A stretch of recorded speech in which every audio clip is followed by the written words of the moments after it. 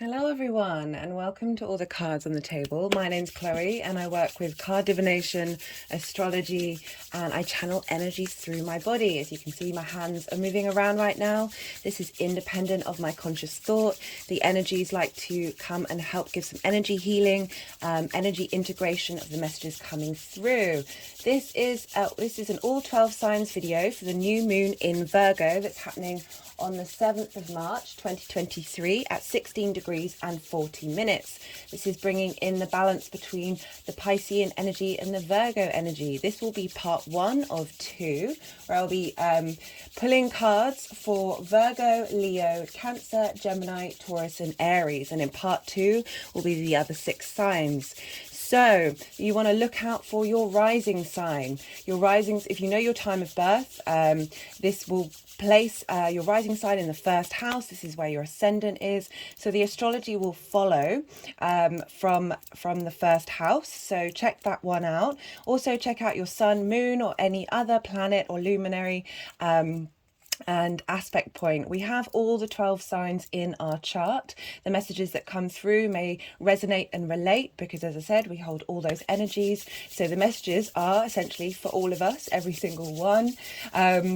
So during the readings, it might be that the energies are going to move the cards around a fair amount. They'll want to do energetic work. So might be some pauses during some of the readings. So do bear that in mind. This is what's going on and it helps with the integration of the messages. So I'm just going to light this candle, this road opener candle, to Mercury because Mercury rules Virgo. There we go. And we have the moon in Virgo.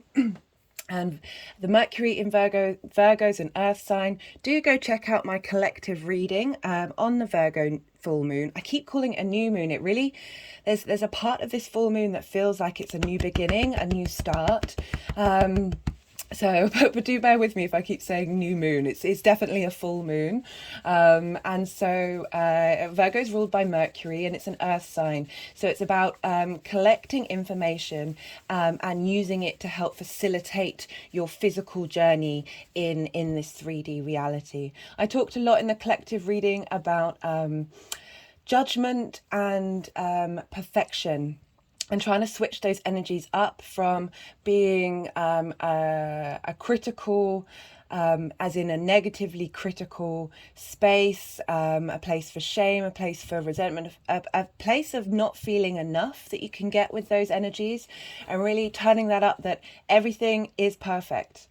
Regardless of what's going on, everything is truly divine in this moment. This was a message from Venus moving through Pisces that I've really been trying to integrate and take to heart, and it just sort of switches up your vibe, switches up your energy, and helps you move away from that place of, yes, we can find enjoyment of striving to evolve and grow and learn and facilitate and change. You know, Virgo and Pisces, they're both mutable signs. This is about taking what works from the fixed energy and changing and growing and evolving and adapting to move into the next cycle, starting with the cardinal energy that follows afterwards. Well, we're going to be having the spring equinox in Aries soon, and this is a new start of the quarter for us. So everything that we're learning right now and incorporating is helping facilitate that new part of our journey. So again, this judgment, this criticism, we're allowed to have preferences. Preferences are why we're here. We're all individuals. We're all the universe expressed as an individual. So you know, there's a point to us having preferences and being different, but that doesn't mean we have to judge others. Trying to move away from unsolicited advice that Virgo can give, very much wants to help, wants to serve. Virgo's one of the most, I feel, the most observant signs because it's ruled by Mercury in an earth-based sign. It's more practical. And there's more logic to it. But yeah, stepping away from getting into other people's business, whether that's behind their back or in their face. Let people be them. If they want to come to you for help, let that happen. If you can help without so just doing the help rather than offering it, just getting on with it. You know, we're all very independent. We don't like being told what to do. Often I find talking about your own experiences rather than picking apart somebody else's experience when they do want advice means that people attach their own story to what you're saying, and they can understand it through their own eyes. Pisces is very much about walking a mile in another person's shoes, a sense of knowing rather than a sense of trying to figure things out, which is the Virgo energy of that Mercury of finding all the small details and putting them together. Pisces is ruled by Jupiter, this big expansive knowledge of just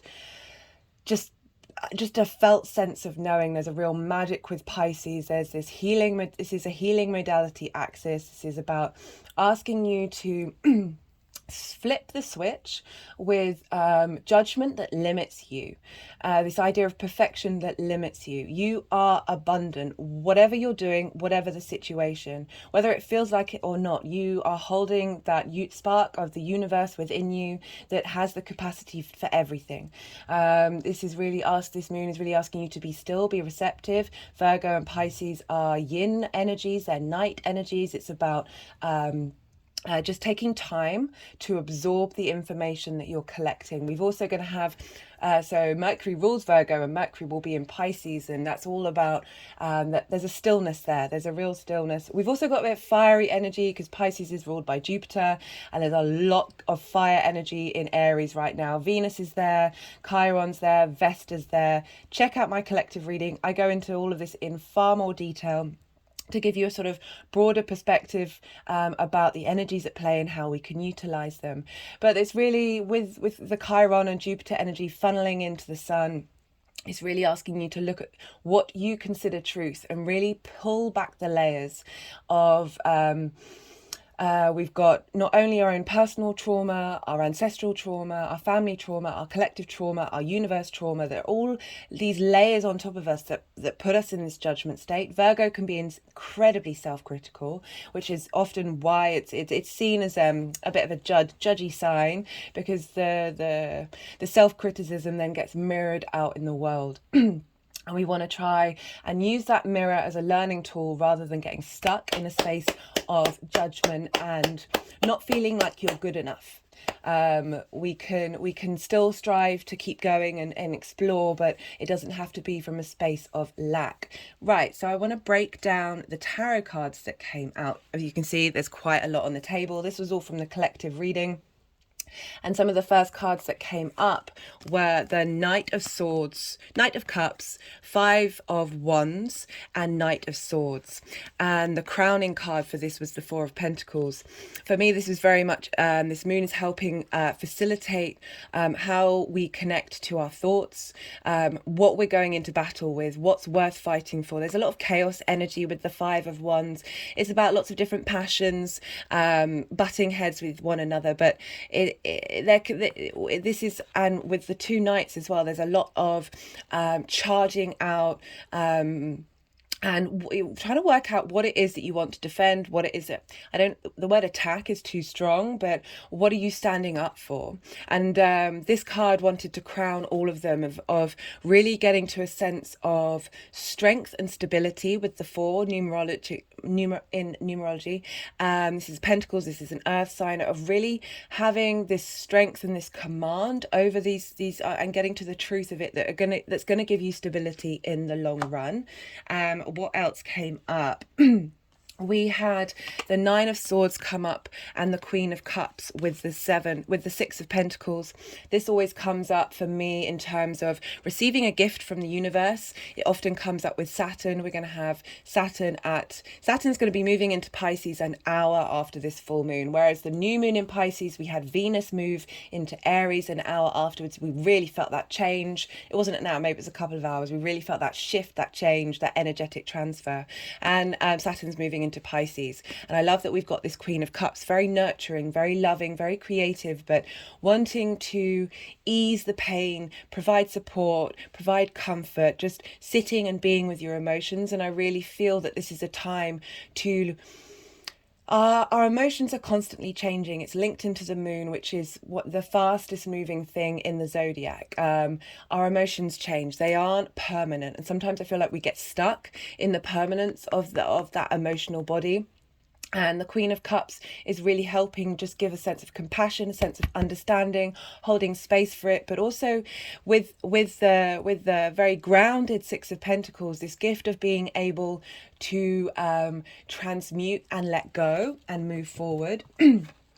And we also got the Queen of Wands, very fiery energy. She knows what she knows. She's very happy just to change her mind and move on. There's a lot of confidence here, this ability to utilize. We've also got the two benefics, Jupiter and Venus in Aries at this time, really helping us level up what we're passionate about, what are the spark of life that moves us, and how we're governed by it. There's a sense of authority with queens that are helping given governance over, what is it that we really, really care about? Sometimes with the criticism and the judgment and the shame and striving for perfection, if you really sat with it and talked to yourself as if you were your closest friend, you're going to be real with your friend, but you're also going to, and by real, I mean, not let yourself get clouded by assumptions, and really acknowledge the reality of the situation and how best to move forward.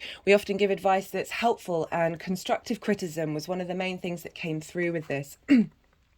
We also have the Ten of Wands in reverse and the Two of Pentacles. This is about releasing burden, finding balance, finding harmony, and the ability to juggle different things. We've got Mars. We've got Mars squaring this moon, this ability to hold space for different things, different concepts, different parts of who we are, integration. It's getting away from that sense of restriction, that sense of burden that we can feel, because it's not nice when we move into these spaces. It doesn't make us feel good. It makes us feel good it can make us feel good in there's bringing about a sense of superiority with these emotions, but in the long term it really just doesn't facilitate where we want to go. Keep to your own business, Virgo. Virgo tends to overextend itself and help others.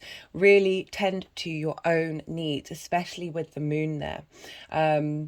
We got the Wheel of Fortune when I was talking about Jupiter. This is the Jupiter card. This is the change of fortune, really helping us move to be our own guru, bring that wisdom that we perhaps give to others and give it to ourselves.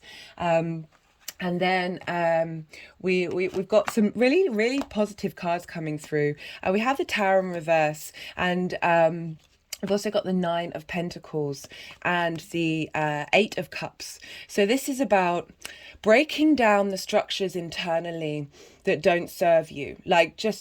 We've also got a sextile to Uranus, and with the sun and trining the moon. These are very beneficial aspects. They bring about harmony and expansion of wisdom, and Uranus flips things up, breaks things down. I call it the path clearer, the breaker of chains, and it tends to break down the things that you should work on, but you haven't quite faced it yet. There's tension there. Breaking down that tension, breaking down the structures of who you think you are and what it is that you really care about, and being able to move from this potentially comfortable space of this habits.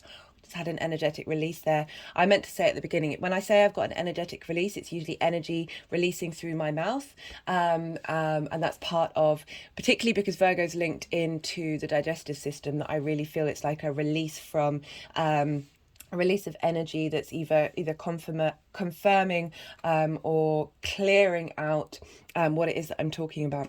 So this comfort zone that we might feel comfortable in, the structures that we've created for ourselves are being pulled down, and we're moving away to get a higher perspective to go on our journey. And the more that we're real with ourselves, like truly real, not like breaking ourselves down to the point of annihilation, although that can be fun too. I mean, my mind often does that. But doing it with the Queen of Cups involved there, bringing that sense of love and nourishment, lovely Piscean energy come through to help you make the right decisions. This is all about independence, having a strong foundation. The only reason this energy is hanging out in the garden, chatting to the birds and smelling the roses, is because they've made the right decisions for the long term and are now in a state of abundance. And we also got the Nine of Cups and the Ten of Cups. The Nine of Cups for me is a wish card, but also more importantly, embodying abundance in every moment, in every part of your life, no matter what's going on. Yes, you've got preferences to change things, but holding space for acknowledging the moment, everything is truly divine. It doesn't mean things aren't going to change, but acknowledging that is perfection. That is this perfection in that terms of unconditional, I nearly said unconventional, unconditional love, regardless of what's going on. True heart space, really embodying that. And then leading the end energies, leading to the 10 of Cups, where you're fulfilled. You're this fulfillment that you've been embodying manifests in the 3D world.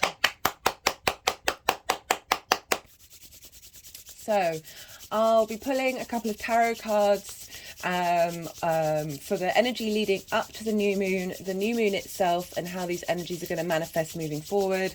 And I'll be pulling 3 clarification cards from different decks. I'll put all the decks in the description box, and I really hope you enjoy the messages that come up. As I said, please do check out the collective reading if you want to have a more fuller, detailed and well-rounded idea of this energy. This is the last lunation before we get the spring equinox, so big changes happening. We've got not only Saturn moving into Pisces, we've got Pluto moving into Aquarius, and Mars moving into Cancer for the month of March. So this is big change going on, guys. Keep an eye out during the new moon, because as I said, Saturn's going to be moving into Pisces an hour later. When planets move into a new sign, they're pretty loud. It's one of it, I feel like it's one of the biggest moments of a planet in that particular sign, and it's across the board for everyone. It's not specific to your chart, so look to where Pisces is in your chart. As I said, I'm breaking down all the 12 signs, and I really hope you enjoy. Virgo rising. How are you doing, Virgo? So this lunation is happening in your first house. This is the house, for those of you with Virgo rising, this is your house of self. This is how your sun sign embodies it's how your I got a little tongue-tied when I was talking during the main collective video, because we're going to have Mercury in Pisces during this lunation, and there's a slowness to Mercury in Pisces. There's a deep wisdom there, and it's really asking you to be still, to meditate, to connect to the earth, and to not get caught up in your words and the details. Even though we've got the moon in Virgo, I feel like it's really asking you to look at the deeper truths, and you can analyze later. Something might come to light about the work that you've done since August 27th last year, when we had the Virgo new moon. But anyway, so Virgo rising, the first house is the sign in which you embody your sun sign through your actions and the way that you are with others. It's your body, it's your appearance, it's how others see you. It is your house, it's your sense of self. The things that happen here are very powerful. They happen to you directly. So you have this new moon, this full moon in this sign, helping shine a light on you, helping you see the culmination period of the work that you've been doing, and really acknowledging it and sitting with it, and feeling good about it. You might get some conflict come up with the full moon of where your unmet needs, where your needs haven't been met. This can be triggers with people around you, with yourself, your one-to-one relationships, because we've got the sun in Pisces, which is in the 7th house for you, Virgo rising, and so there's this opposition factor. So there might be triggers happening, but please bear in mind that these are just experiences that the universe is showing you to it's either highlight that which you haven't worked on, or test the things that you think you've worked on. That's certainly come up for me in full moons, where you think you've got something covered and the universe just goes, hey, what about this in this way? It's just doing it in a different way to make to make the integration more complete and whole. It's a never-ending journey. But this is a great moon for you to have in your first house, Virgo. It's really helping bring in that Piscean energy. So we have with opposition, sometimes there can be an imbalance between Virgo and Pisces, or any other duality, and it's really asking, because the sun's there and the sun's light is shining on this full moon. That you're bringing that energy into your sense of self. You're bringing that magic. As I said, Mercury, your ruler, will be in Pisces. So really don't try and push yourself with the way that you communicate. Don't judge yourself with the way that you communicate over this full moon. There's a stillness.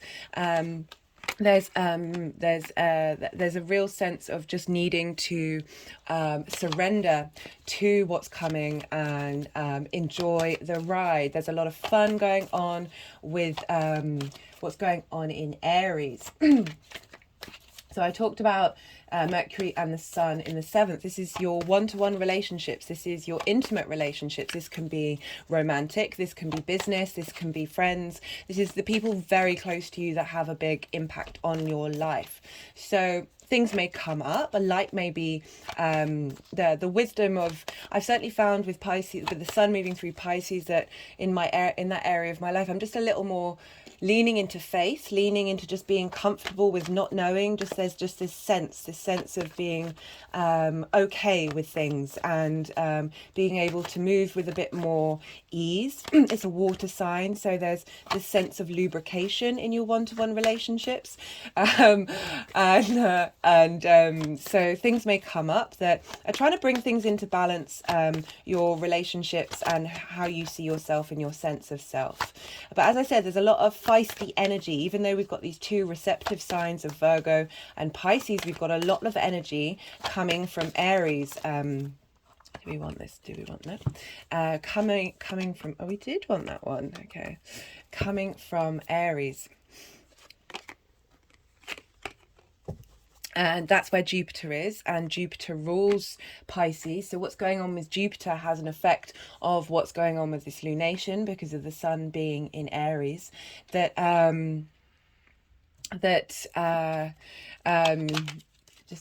Okay, they want to do this one first, because usually they spend some time moving the cards around, but felt very cool to pick up this deck. This is the Oracle of the Rising Sun. So we've got all this energy from Aries pouring in. As I said, you've got Jupiter, Venus, Chiron and Vesta all at the same time, helping bring that idea of who you are, that confidence, that independence, that very fiery, no nonsense spark of Aries, and that's in your 8th house for Virgo risings, and so this is the house of shared resources. This is the things that so this can be time, money, possessions. This is linked into inheritance. I see it also as a place of cosmic, where we receive our cosmic inheritance. It's a space for transformation, because it is linked into death. But again, like, it's linked into, say, taxes, mortgages, car insurance, the things that are dealing with other people's resources. And so you have all this energy moving through here, and the benefics are moving here. So you're getting a real bonus from the outside world of what to do, and maybe feeling a little more supported from that area of your life. You're being able to being able to ask what you want. Just had an energetic release, and being confident in doing that, and doing it from a place of wisdom, because we do have Jupiter there, and Jupiter's all about wanting to expand and give you a real higher perspective, a sense of wisdom come through. But we have Aries, the Aries and Virgo axis is an inconjunct. So this applies for those of you, regardless of whether you've got a Virgo rising. An inconjunct is where these two signs, they don't traditionally have anything in common. We've got Virgo, night sign, mutable, and an earth sign. We've got Aries, which is a day sign. It's a cardinal sign. It starts things, and it's a fire sign. So traditionally they've got nothing in common. So it can be difficult balancing these things together. But understanding that it can be uncomfortable energy, but there's a real power of and strength of being able to find different perspectives and getting them to talk to each other, and realizing that every sign is all part of itself, part of everything else, that there is a capacity, even in that difference, celebrating that difference, of being able to find a harmony in that space. But there's respect, but there's this sense of things not quite flowing with ease. But we've got the benefics there, so I really feel that's being tempered down and not having such a big effect as it usually does. So the cards that you've got, Virgo. So we've got the 10 of Wands for the energies leading up to that. It kind of feels like you've had a lot on your plate. You felt very overextended. I linked this into with the Virgo energy of criticism, of judgment, of perfection, and especially Virgo's sun, moon, or rising. There's that sense of giving yourself too much to do, too much to hold on to, and feeling that it's never quite good enough. You see, even though this figure is, there's a house at the end of the road, they're nearly there, but they're hunched over, they can't see it, their vision is completely blurred by all of these burdens that are being weighed down. But the great thing with the 10 of Wands is it's a culmination period. You are moving through that, and that is abundantly clear by the fact that we've got the sun turning up. The sun is one of the most positive cards in the deck. It's very direct. It's about you. It's about your creative, inspirational sense of self. There's a real love this happening in your first house for Virgo risings, of really showing you that you've done the work. You've been going through it, but I think it's time to put those burdens down. If you look at my collective reading of really trying to shift how you look at those words, at judgment, at criticism, at perfectionism, and really switch that gear up, because I really feel that the more that we do that, the more we're able to shine brightly and be more in connection with our truest sense of self. You know, Virgo risings, this is happening in your house of self. This is really helping you have this clarity, having this figure can't see anything. The sun is the brightest thing in the sky. There's a real sense of vision coming through with the sun. Just had quite a lot of energetic releases there. And how the energies are moving forward.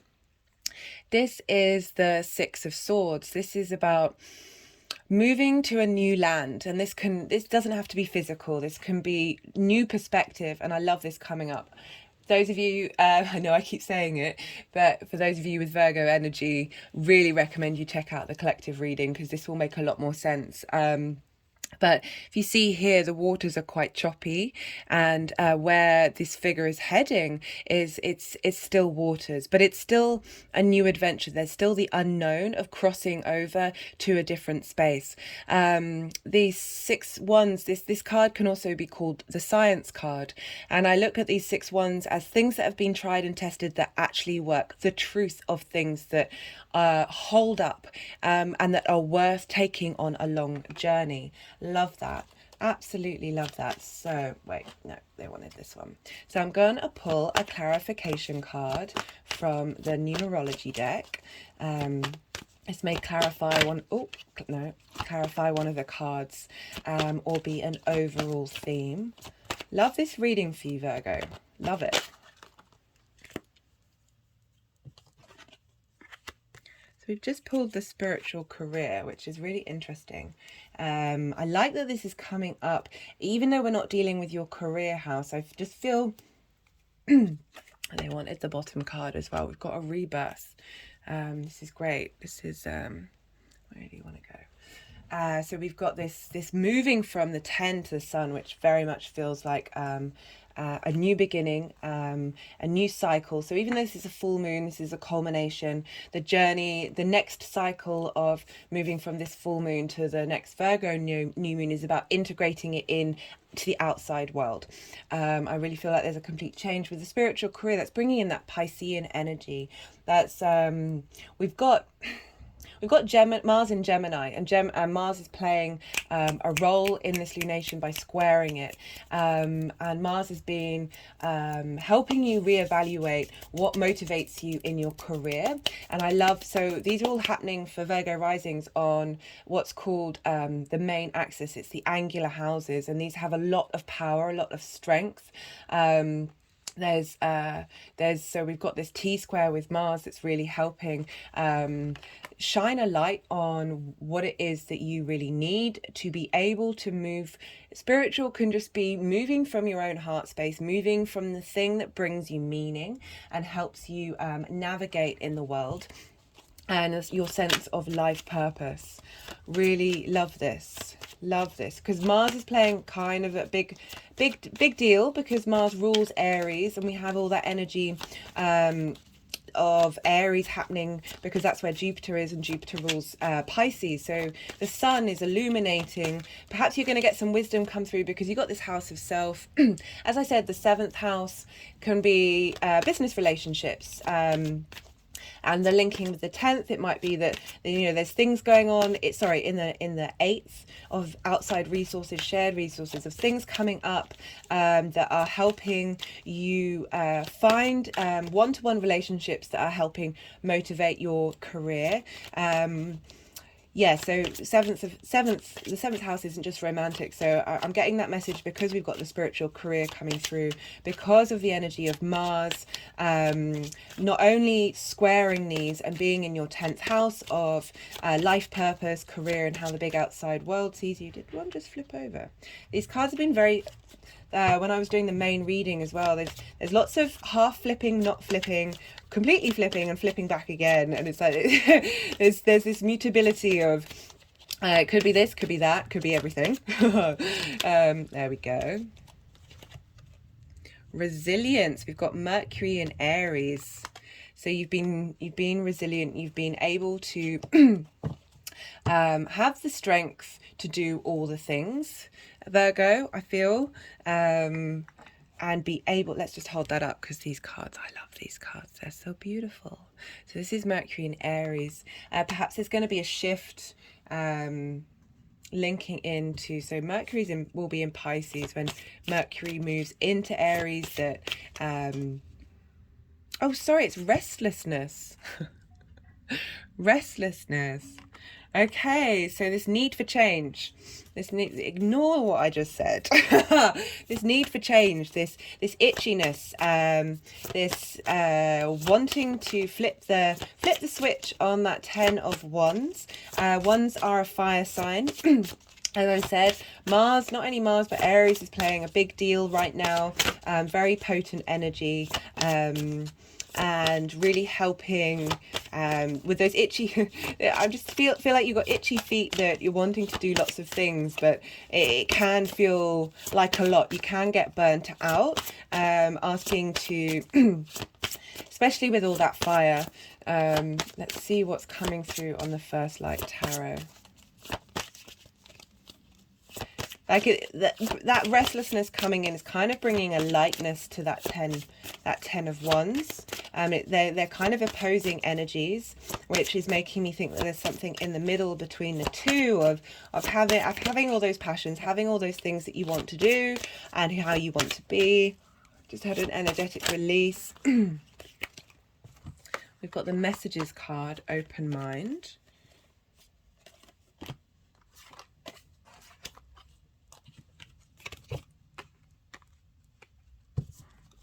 With the Mercury in Aries going over it. Okay, well, even though it's Mercury in Aries, I feel that what's coming through in this full moon is helping transmute this.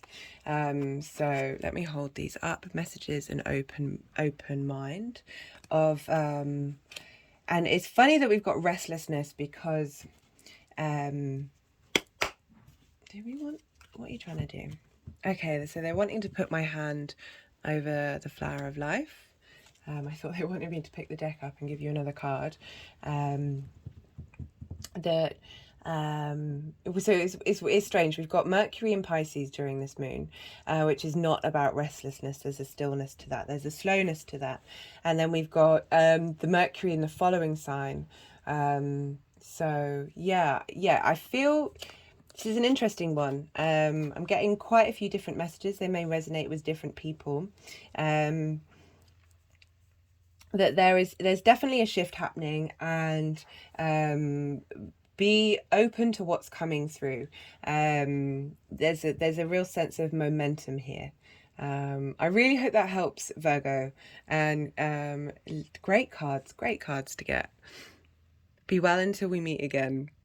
Leo rising. How are you doing, Leo? For those of you with Leo rising, this lunation is happening in your second house. This is the house of your resources. This is how you make money. This is the things that you value. This is how you value yourself. This is how you manifest in the world. So this is really shining a light on, so we had the new moon in Virgo back on the 27th of August last year. This is shining a light on the work that you've done to sort of integrate your value system into how you make money, how you look at yourself. It can help you reveal things that you may be hidden from you that need to be tended to help you give a real sense of truth about how you value yourself. Sometimes Virgo energy can be very critical. So this is going to help facilitate true understanding, being very real with yourself. And I mean that with compassion, as I said in my introduction. That this full moon can bring to light the things that you need to change up, the things you need to release and let go of, to really get in alignment with how you should truly value yourself, which is that of a divine being walking in a mortal body. It goes for all of us. And can help show, maybe you've been working on how you make your money, and something may come up around the full moon that is showing how much work you've put in. Maybe getting some more income come in, being able to manifest around this time. It's a great having this lunation here. You also have the Sun and Mercury in Pisces. I won't read them until I've finished talking my astrology spiel. So we have the Sun and Mercury in Pisces, which is opposite in the 8th house. So we have this financial axis, because we have the 2nd house, which is your resources, and we have the 8th house, which is shared resources with the outside world. This is sort of big chunks of money. This is linked into inheritance. I also link it into cosmic inheritance.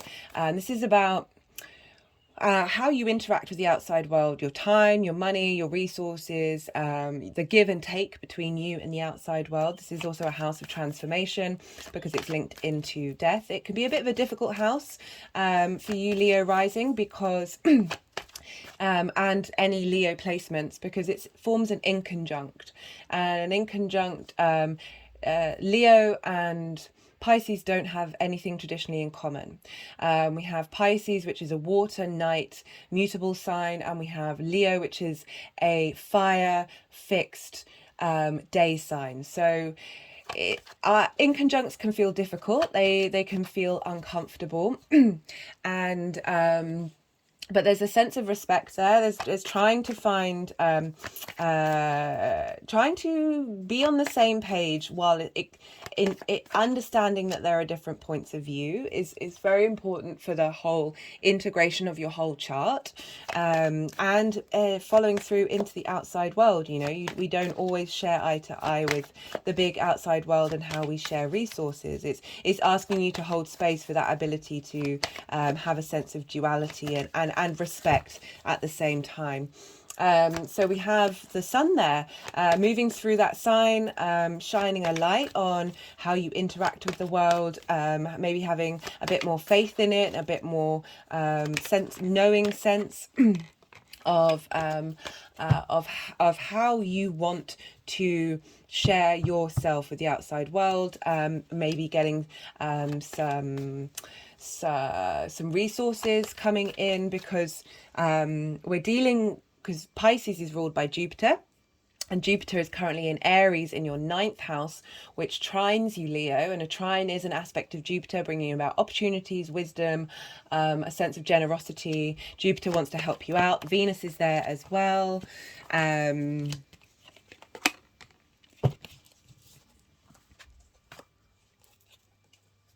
feel like they want one more card for you, Leo. Sometimes this happens. Sometimes you get lucky. It's not every time. That there's what was I talking about? So there's a sense of abundance coming through into that 8th house, because we have this energy of Jupiter and Venus, two benefics in the same sign of Aries, and that energy is getting funneled into this okay, they're quite okay. Maybe we're getting another. Wait, let me just pause for a second. Because given a chance, they'll want to use the whole deck. one more card. Lucky you, Leo. So what was I saying? So there's this ease coming through. So you have a Jupiter and Venus in the 9th house of your higher philosophies. It's how you see yourself in the world and the universe, how you map that out. It's your big picture thinking, big picture learning space. It's all about perspectives. The 9th house can be linked into foreign travel and mastery of something that you've been learning. It's also linked into the law and publications. But it's all about perspective. It's all about big picture perspective, funneling into the way that you look at the world. So I really like this combination for you, because it can be quite difficult, especially the last couple of years, well, the last forever, of being able to look at the outside world in a positive way. Definitely feel you're getting some support here, and I like we've got this axis between the 8th and the 2nd. So the moon, as I said, can highlight that which you need to sort of reassess what your value system is. And so they did want that one all along. And Mercury rules Virgo, but Mercury's in Pisces, so this is really bringing in some heavy Pisces energy. Just going to pull some clarifications first. It seems to be what they want to do. Bringing in some heavy Pisces energy of sitting and receiving, which is interesting because you've got the Four of Swords coming up during this lunation, for this lunation energy. Okay, I'm going to read no, this one, yeah. So the energy's being quite playful, which I'm enjoying, but yeah, do bear with me, because sometimes it's quite hard to translate what the energies want me to do. So especially with all this mutable energy, as I said, this is there's adaptability and change going on. There's movement.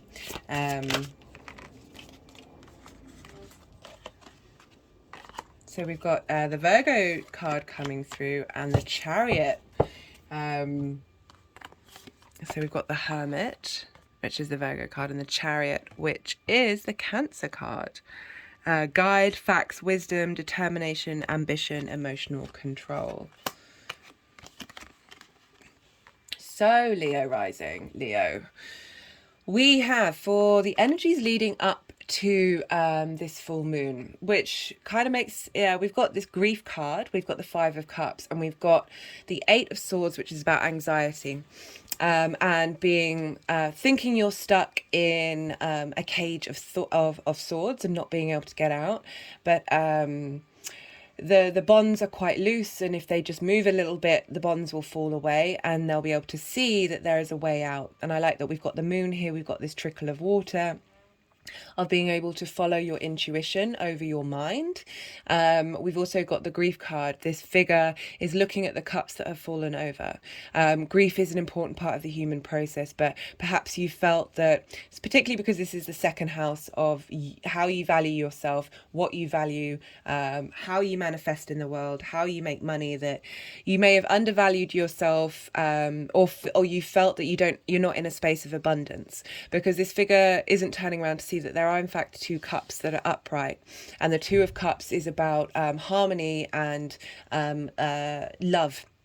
And so what this figure is will be turning around, picking those two cups, going over the bridge and realizing there's a castle on the other side. There's this abundance, there's this new journey, this stepping over, again, this water energy coming through, of this this Piscean energy of just knowing, of just being, not needing to figure things out, not needing to overanalyze, and just being able to let go and move on. We still hold that grief within us, but it's about transmuting it.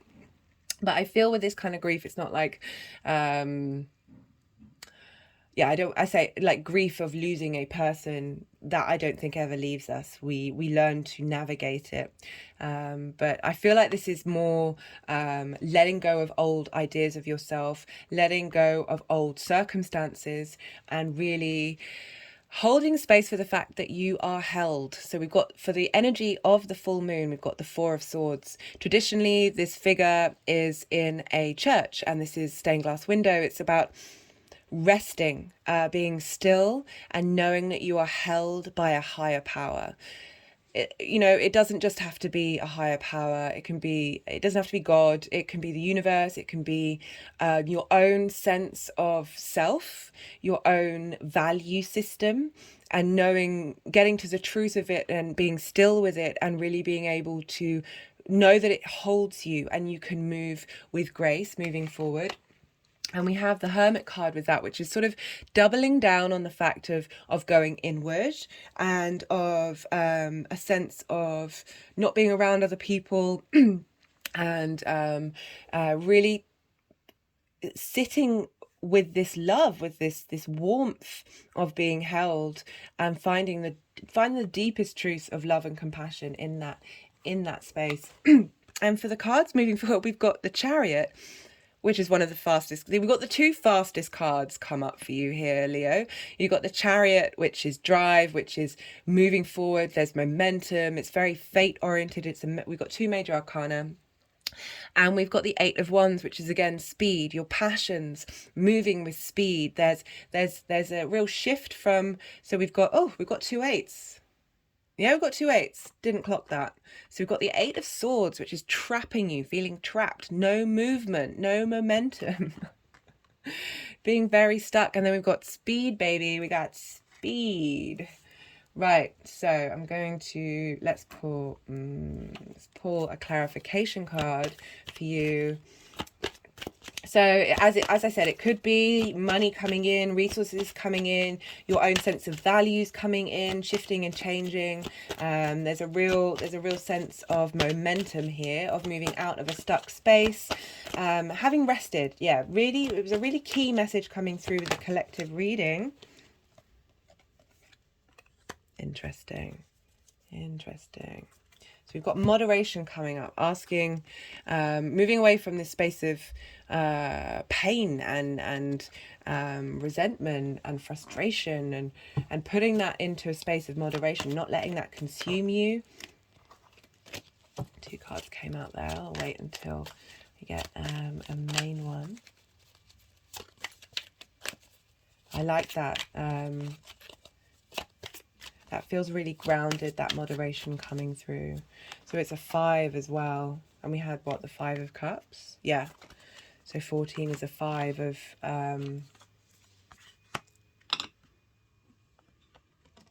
Sorry, this is just one of the cards that came up in the collective reading that's about truth. And then having it with the Mercury and the Selenite, having that energy move through where the cards are resting. Let's see what card wants to come through. Yeah, that we can go to extremes with those emotions, particularly those two cards. We've got intuition.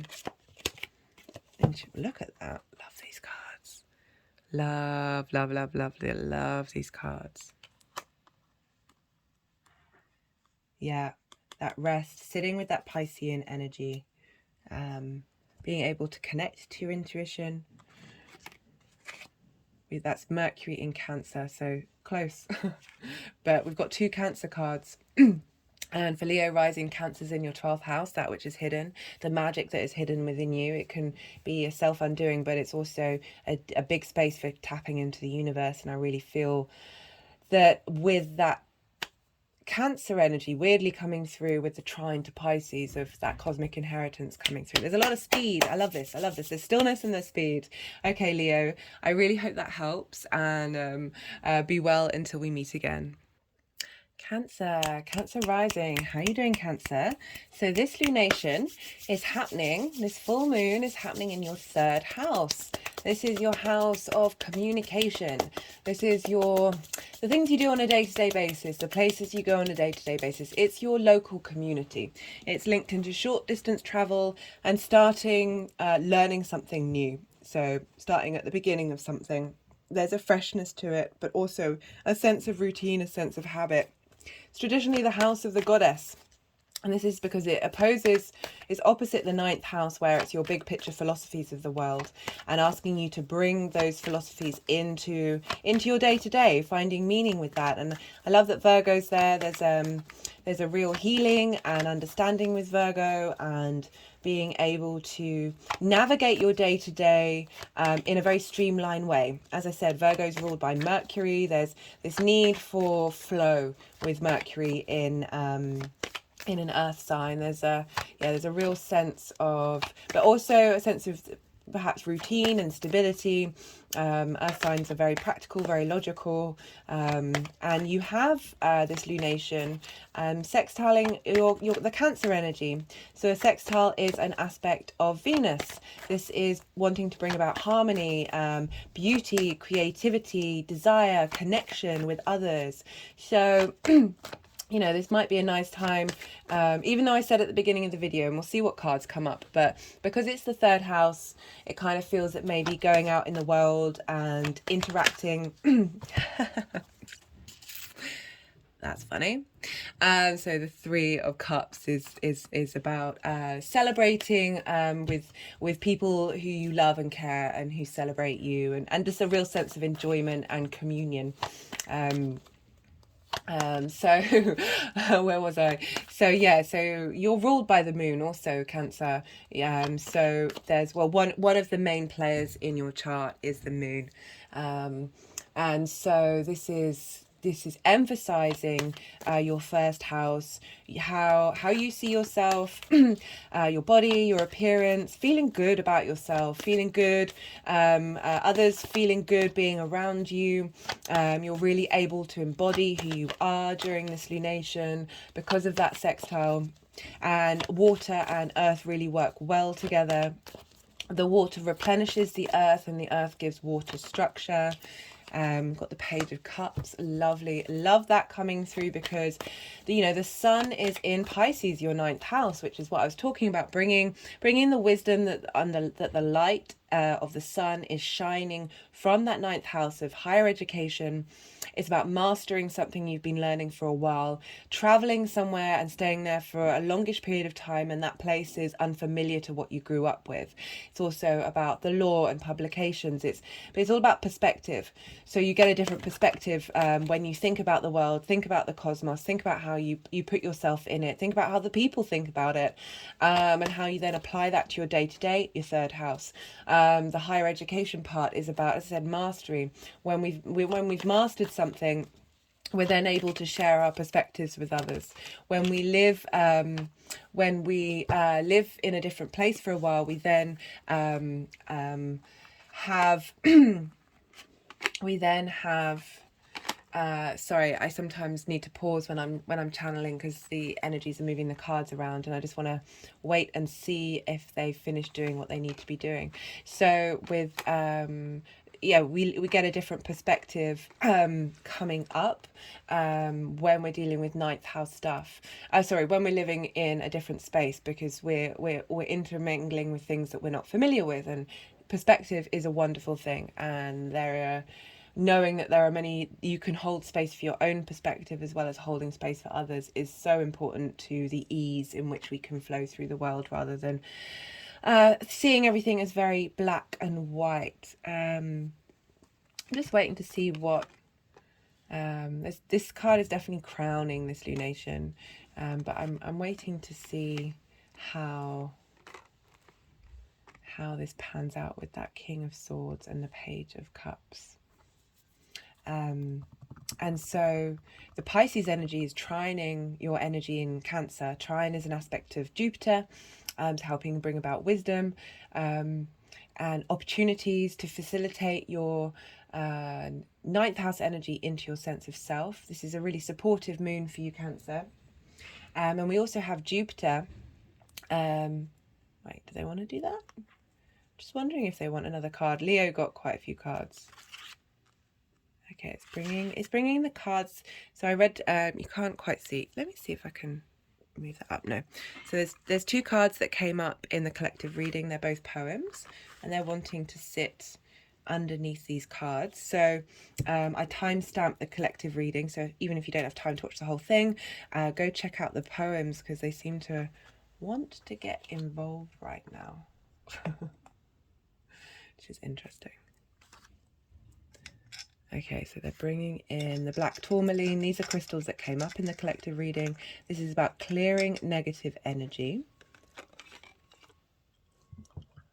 both internally and externally. Let's see what these guys want to do.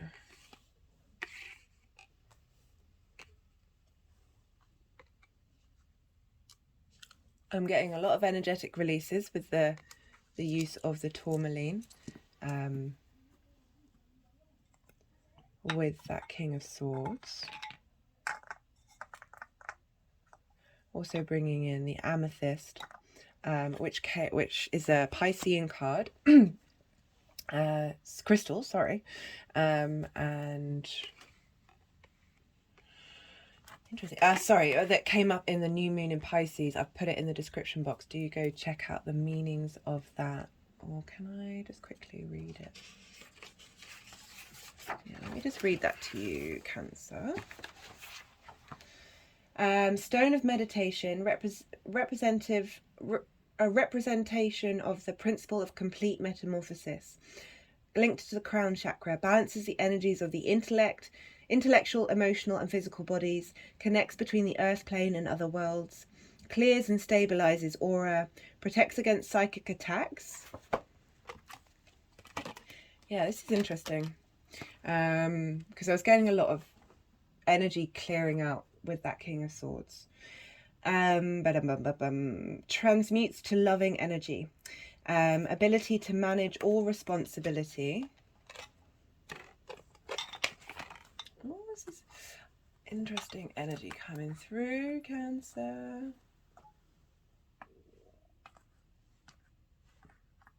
Hope you can see what I'm doing. I've tried to zoom in as much as possible so you can get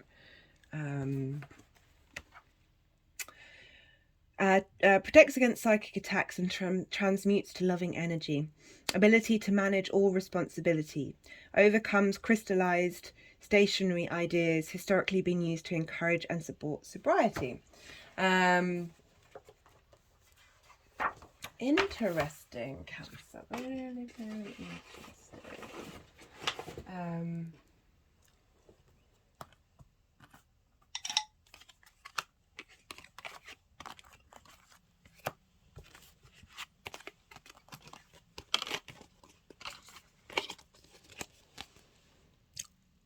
Just had an energetic release with that. I feel like I'm doing some clearing for you, Cancer.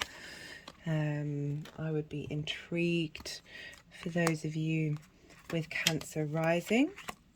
Oh, so they've just put just the King of Swords there. For those of you with Cancer, they're really wanting it to be off camera.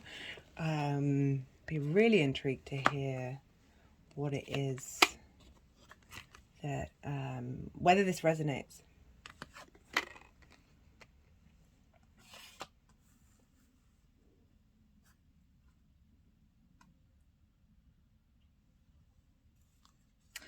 Okay, I don't know what's been going on with you, Cancer.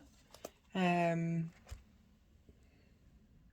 I want to pull a clarification card for the King of Swords, Cancer, because this energy, yeah, there's, I mean, the King of Swords, it's an air sign. Actually, I'm not going to talk. I'm just going to let the card come out. Clarification card for the King of Swords, please. Nope, I did that.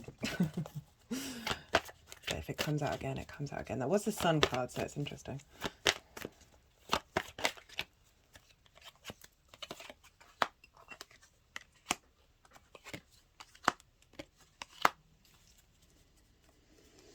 Okay, we've got the Guru, which is the Hierophant, and the Strength card. So, okay, it kind of feels that there's been some sternness in your life.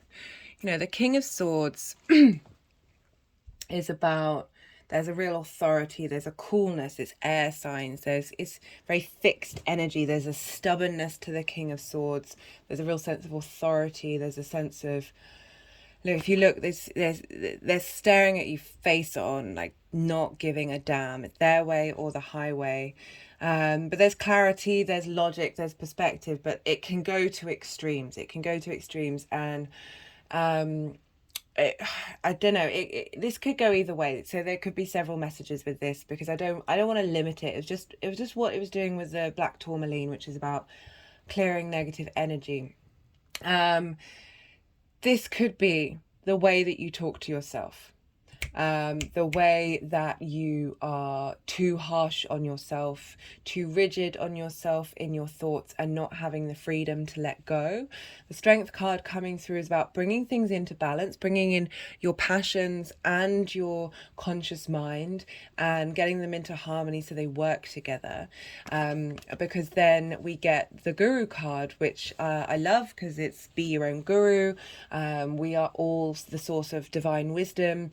Really being able to hold space for that ability to embody that wisdom.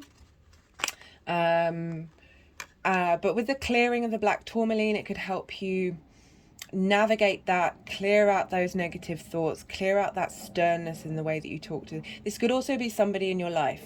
I try and read these cards on more of a how we can explore these energies on a personal level and integrate them. For personal readings, it'd be more if the question's linked into another person, to see what comes up. But it could be somebody in your life there's this sense of authority coming in, because we do have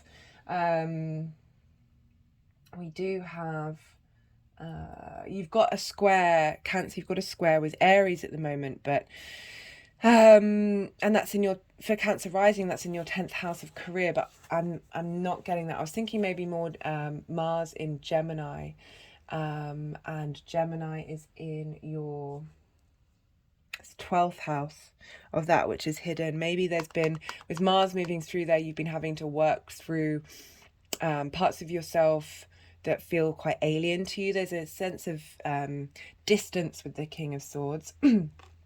That, and because we've got this T-square with Mars. But I'm going to move on from that. I'll be interested to hear from you, Cancer rising, about what that is. Interesting energy coming through. There's an uncomfortableness in my body thinking about that King of Swords. There's a need, there's a coolness in my around the heart chakra that's going on. But I feel like it's been, you've got two major arcana crowning it, so there's a shift here, and it's for the better, because we've got the Three of Cups coming through. When I was talking about celebrating for the full moon, being around people who care about you, especially after this King of Swords energy, whether that's you and how you talk to yourself, or someone in your life who's been making you feel small. Just had an energetic release there of clearing that energy out of yeah, moving past that we've got celebration, we've got being in harmony with one another, and taking real pleasure in each other's company. And how these energies are going to integrate is the Page of Cups. Love this. This is heralding in new imagination, new creative energy. I like that combination with the 3rd and the 9th house of the wisdom of learning what's going on in with the sun moving through Pisces, funneling that into your day-to-day, that you're able to then put that into some sort of practical use. You see the page is one of the happiest figures in the deck. I mean, she's pretty happy too. They're both pretty happy. There's lots of happiness and clarity coming through. Emotional clarity, which I really like for you, Cancer. There's going to be a transit with Venus and Jupiter conjunction that's happening on the 1st or 2nd, depending on where you live, that's linked into when the moon is moving through Cancer. So you might want to check that video out and be mindful of that day, because it's going to be about integrating your emotional needs. Anyway, we've got the Page of Cups for moving forward. This is this fish is the fish of imagination. Page is about starting something new, and it doesn't have to be, you can just be starting from a fresh slate with something that you may have already been doing, because Page is all kind of about apprenticeships. And I love this coming up with the 3rd house. Which is starting something afresh, and being able to, right, let's see what they want to bring some cards in. But really do go check out the main reading, because a lot of the energies from that main reading are wanting to come through. Oh, no, through, no. Let's put these here now. Let's pull a numerology card. Yeah, really seeing this as quite inspirational, because you've got that sextile with the moon with your Cancer energy, and a trine with the sun, and these aspects are Venus and Jupiter aspects. And you've also got the square in your 10th house of career to Cancer with Aries, where those benefics are. So you're getting the ability to put things into manifestation, which is a square energy. It can also be conflict, but with all the benefics there, it's really about being able to create in the 3D world. And you're getting a lot of support and wisdom and understanding and clarity coming through with this lunation. I really feel like it's a shift in gear. Let's see. Sometimes when the cards aren't coming out, it's because they want to do some energy work. Just had a nice little release around the solar plexus. And then the sacral chakra. Environment. Yeah, really getting a shift in gear of the environment, because the 3rd house is your environment. A shift in gear of how you look at it, or how you're treated in it. I like this because it's linking into both of these energies, and this fresh lease of life with the page. Love that, love that. I'm going to pull a card from the First Light Tarot.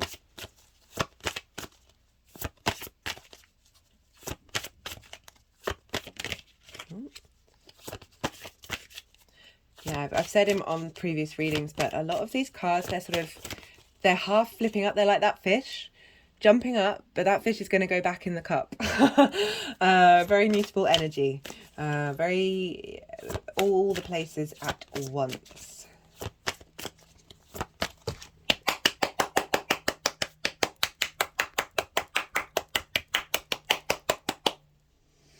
Having quite a soft energetic release for this, a sinking feeling, but I mean that in the best way, of this earth and water combined, of they are both ruled by gravity, they both are pulled downward, but there's a real strength of longevity with these elements that are really, there's a warmth and feeling of being held.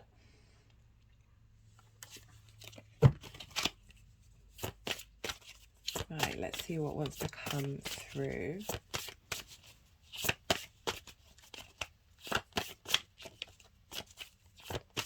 Yeah, there's lots of other aspects with this full moon that I go into in more detail in the collective reading, but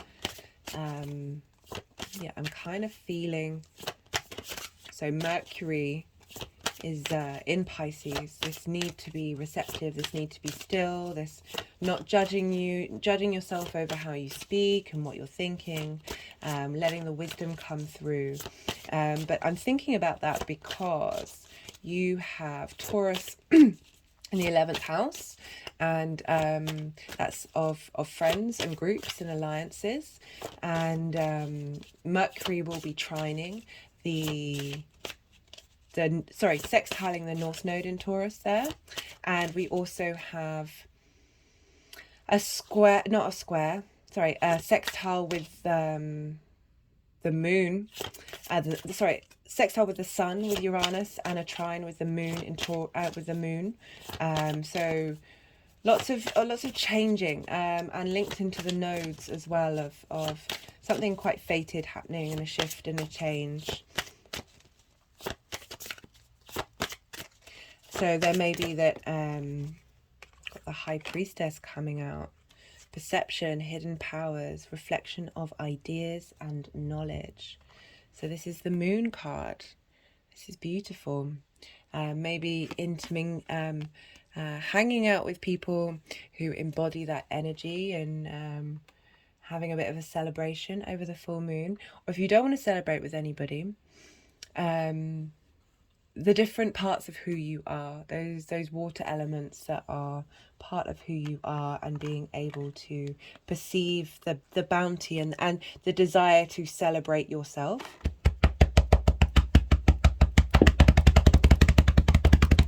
So my hands are just drumming on my heart chakra. Ooh. Right, final card.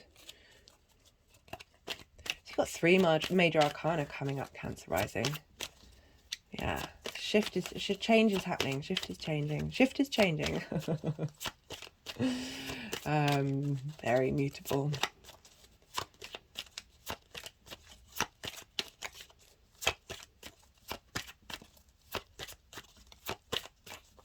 Let's see what card wants to come out. What else do there? Hidden powers, reflection of ideas and knowledge. And again, the High Priestess is about letting things come to her. She's already got the knowledge. She doesn't need to stress and worry and freak out about how to get there and how to think.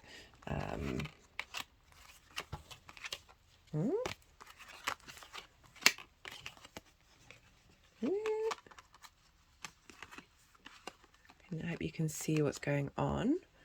The Strength card and the Guru card are sort of containing that King of Swords, moving away from overthinking things, from thinking that you've got an authority in how you communicate.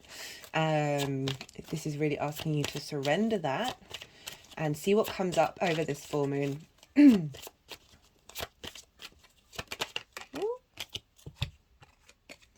Idealism.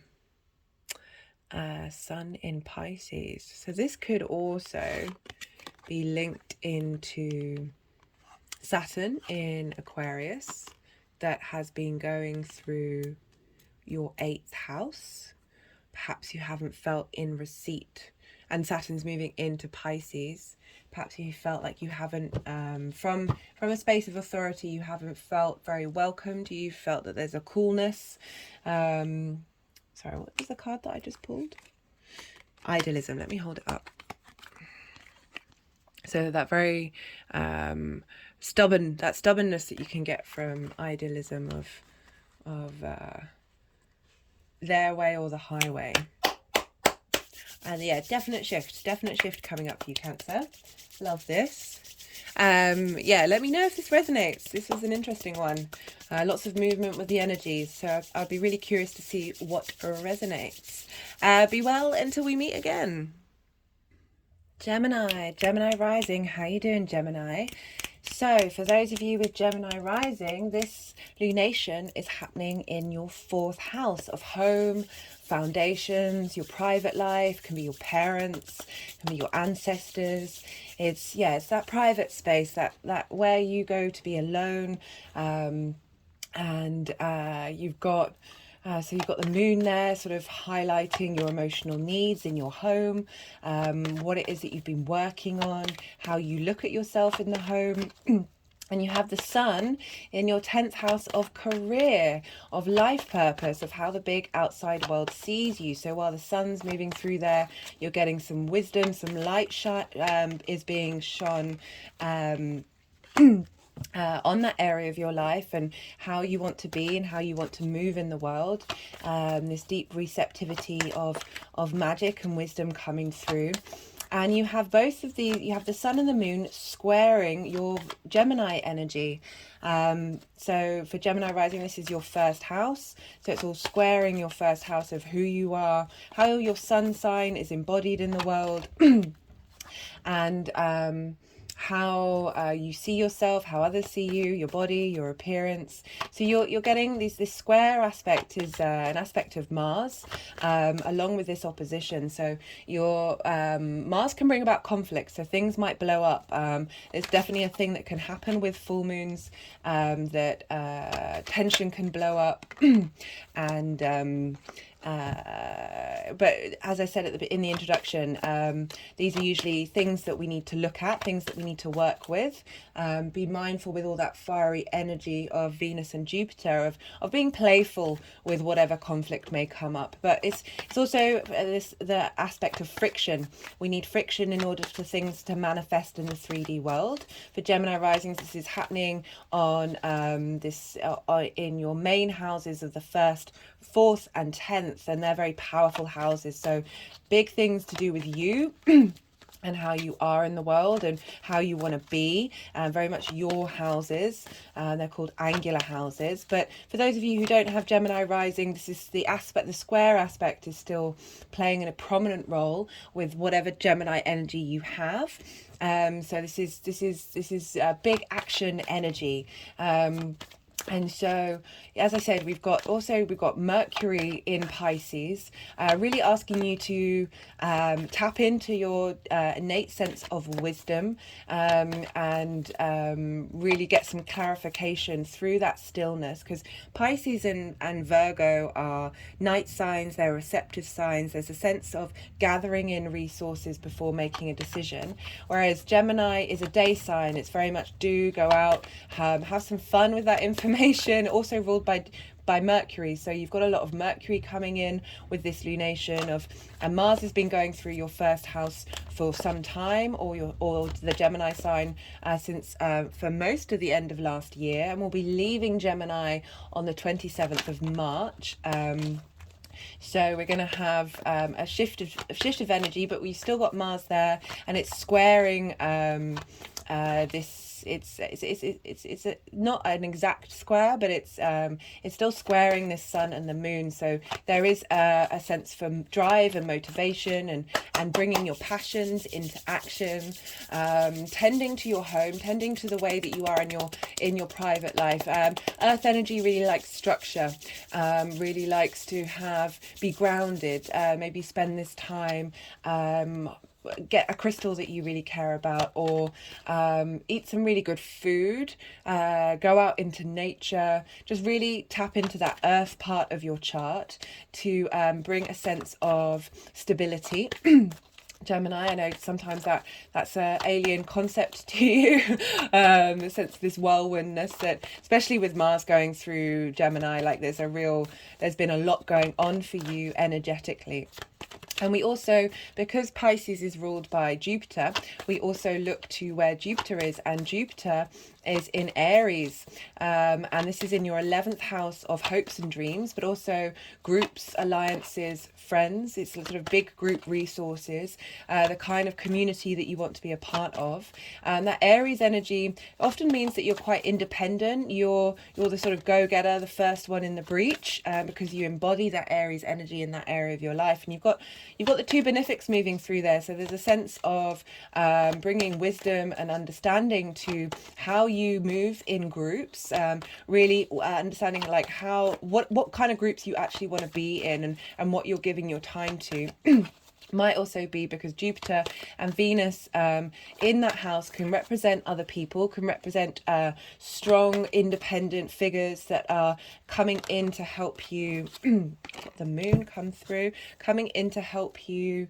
Do they want another card? They've kind of wanted a bit more, quite a few cards with each sign. So I just wanted to see what you've got. Two major arcana here, which I'm not surprised about, because we're dealing with angular houses for Gemini rising, and we're dealing with that manifestation energy of that square energy for just the Gemini energy.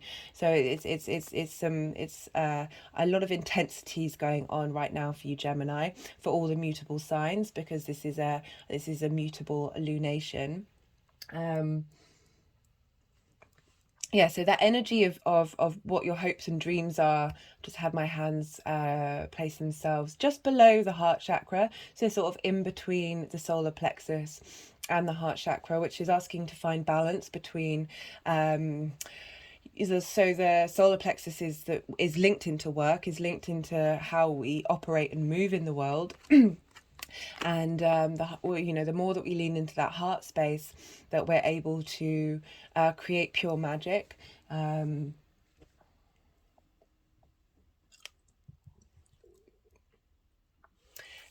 my hands just wanted to do some energetic transfer.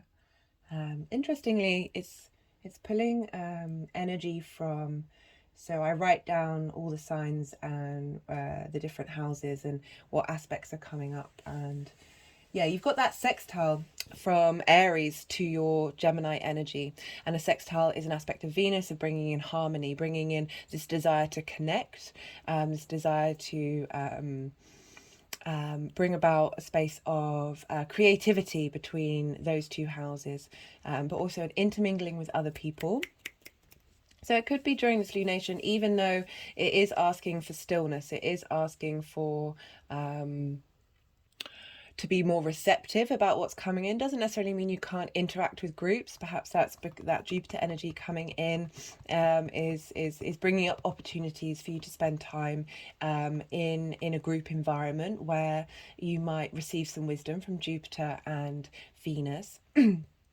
So the cards that have come through, I just want to see if this is where they want to be, because sometimes the energies will move them around.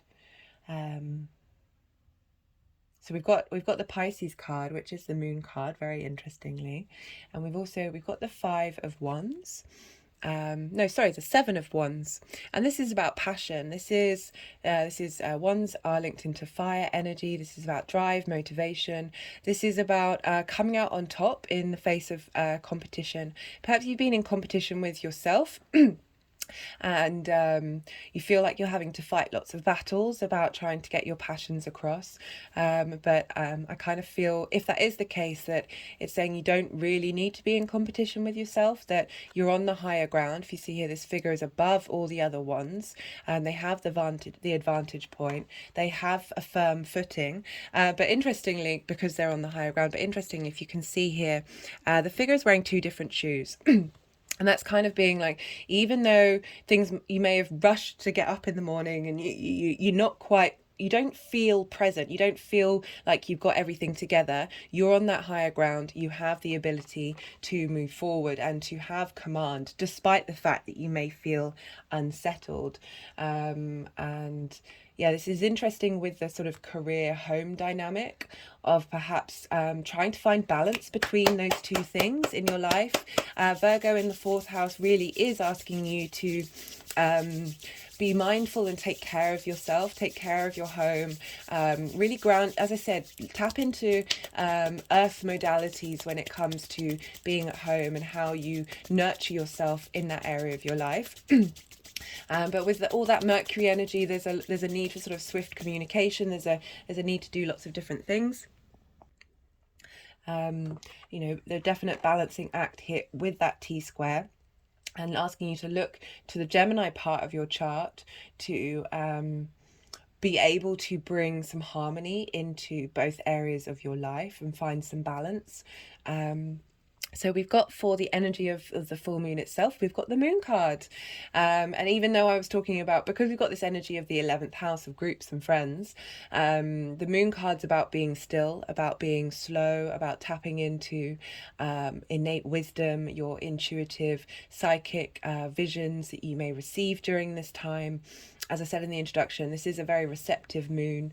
It's really calling for stillness.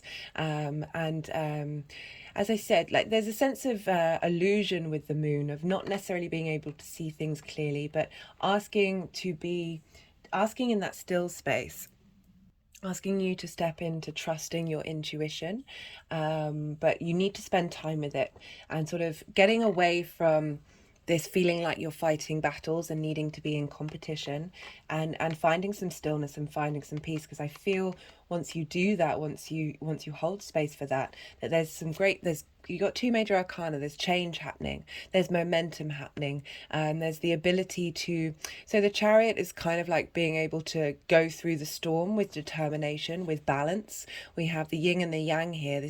We have this figure has all the stars in the canopy and zodiac symbols on the clothing, and these two moons. It's about being able to tap into that innate sense of knowledge, that sense of knowing, and being able to charge forward. It may still be that there's the sort of, your surroundings are a bit rocky and they're still a bit energetic. There's a lot of movement, a lot of speed with the Chariot. It's a Cancer based sign, and you have Cancer in your second house of what you value, of being able to move forward with momentum. About what's important to you, and really being able to, I like this, that this is asking you to find balance and asking you to tap into your intuition, and then saying once you've been able to do that, you're going to be able to move forward with speed, with more of a sense of we've got moderation coming up. Again, it's bringing in that sense of that seesawing from one thing to another, and perhaps feeling out of whack because of that. And we've got the moderation card come through, really asking you to bring things into balance, because I feel that once that happens, sorry, they're wanting to do that. Once you tap into that part of who you are with that groundedness of Virgo, that you're going to be able to move through the world with confidence.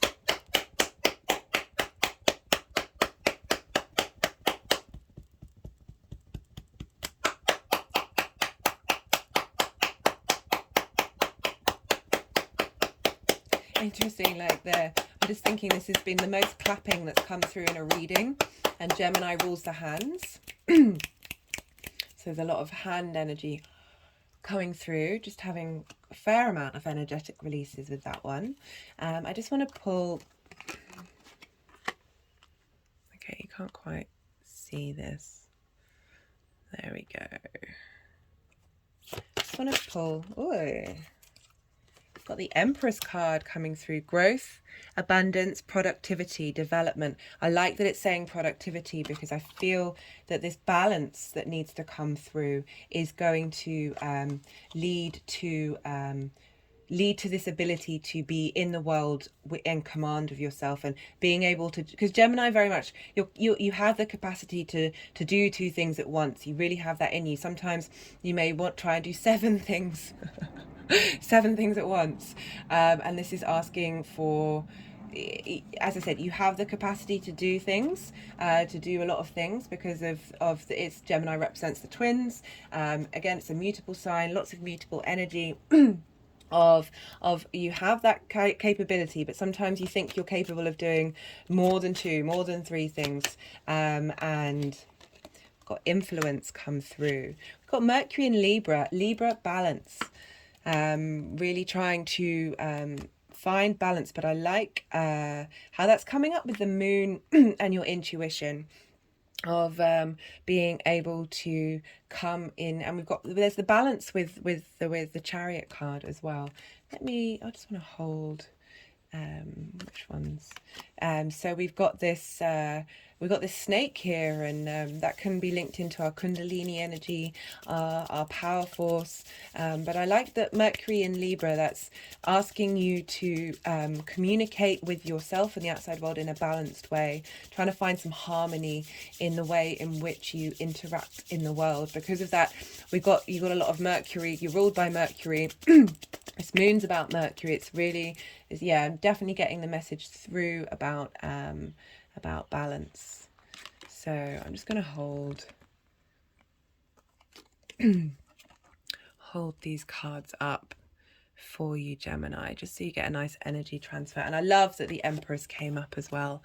That's really gorgeous, showing that there is, you have everything in your wheelhouse.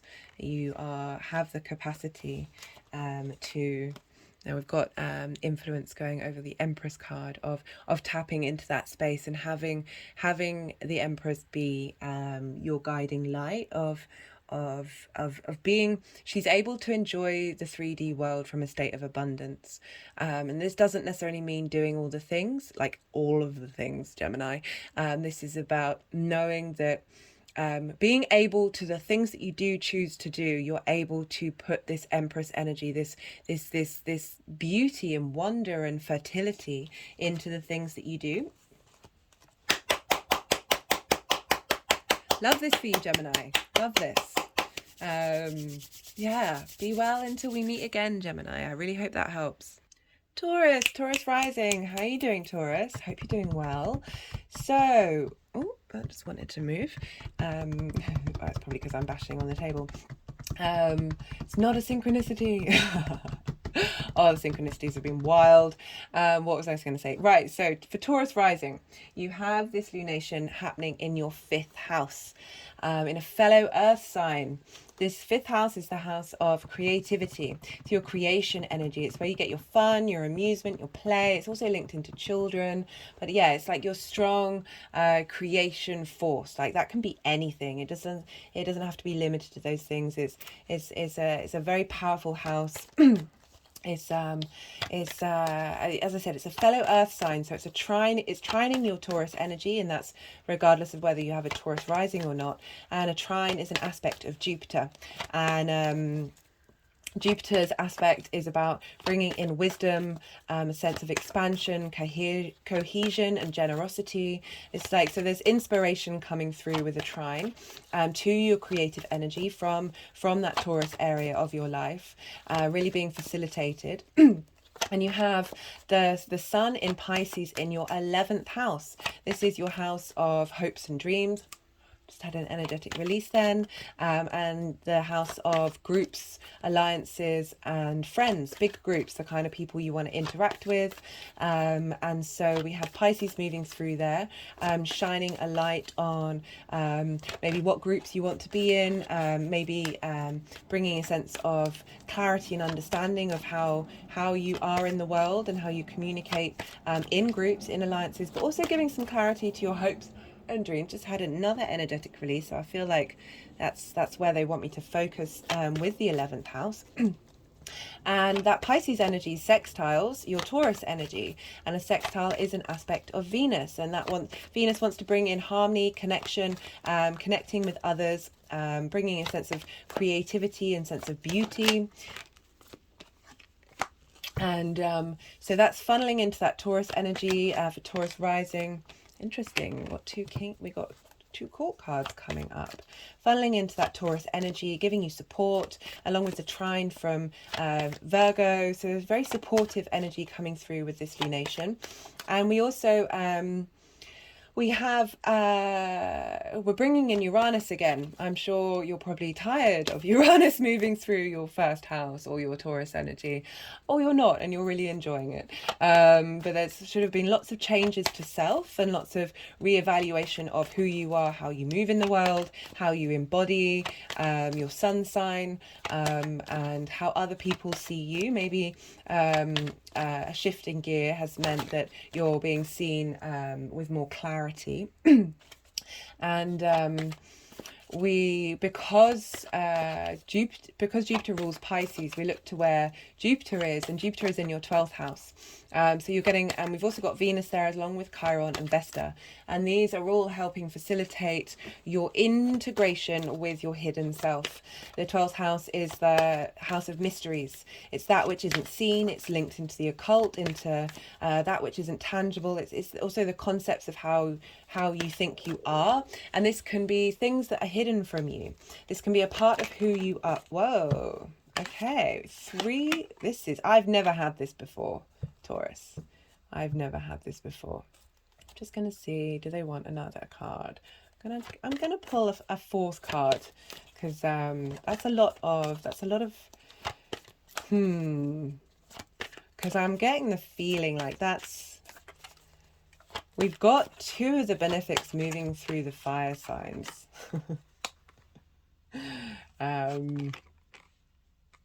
In my Venus in Aries videos, a lot of court cards were coming up for how this energy is going to manifest, of having dominion over that space of your life. And in the 12th house, you've got the two benefics. They really want to help. They want to help integrate. They want to help you understand and bring wisdom to the hidden parts of who you are. And this is brilliant for you, Taurus, with Uranus moving through that energy, that really facilitating your growth and leveling up. And this is all funneling into your hopes and dreams of the 11th house, which they wanted me to focus on. And that light from the sun is being reflected on the moon in your 5th house of creativity. So really shining a lot of wisdom and light and understanding of how you interact with your creative energy. Love this. Right. I think we're done. Yeah, so really helping bring in integration and understanding with that creation energy. So before this lunation, this is what I'm picking up on. Before this lunation, we've got Venus conjunct Jupiter in Aries on the 1st or 2nd of March, depending on where you live. Venus will then, do go check out the Venus videos. They were a lot of fun. And then Venus will then connect with Chiron and help integrate we don't get the benefics once a year, but to have this in the fire sign in Aries, the first sign in the zodiac, so it's a new cycle for these planets, and it's a new cycle going through your 12th, and they're really helping you tap into your passion, your drive, your sense of who you are as an individual that may have been hidden from you. This confidence, this ability to go forth and strive out and not give a damn what other people think of you. And I really feel you're getting a lot of integration with this, with the king and queen. They're full of creativity, they're full of passion, they want momentum, they want movement, and they want to explore. And I feel like you're getting a lot of help exploring the hidden parts of yourself. The 12th house is also, as I said, where a lot of magic comes through. So I feel like maybe some real spark from spirit is going to come through. This connection to the divine is going to help really shine a light on the great power that you have having Aries there in your unconscious mind, that ability to bring things into manifestation, holding that Taurus energy, which is so powerful, so strong, and so it's fixed energy, it's longevity of really tapping into what it is that you care about. And also Venus, you're ruled by Venus, so her transits are going to have an impact on you and bring you great benefits, and this desire to connect, this desire to tap into your desires and what you care about, and focusing on that and getting real pleasure from it. So I have coming up for the full moon energy itself is the Strength card, and this is great because again this is a balancing act of bringing in our passions, our motivations with our conscious thought and finding harmony and getting them to work together.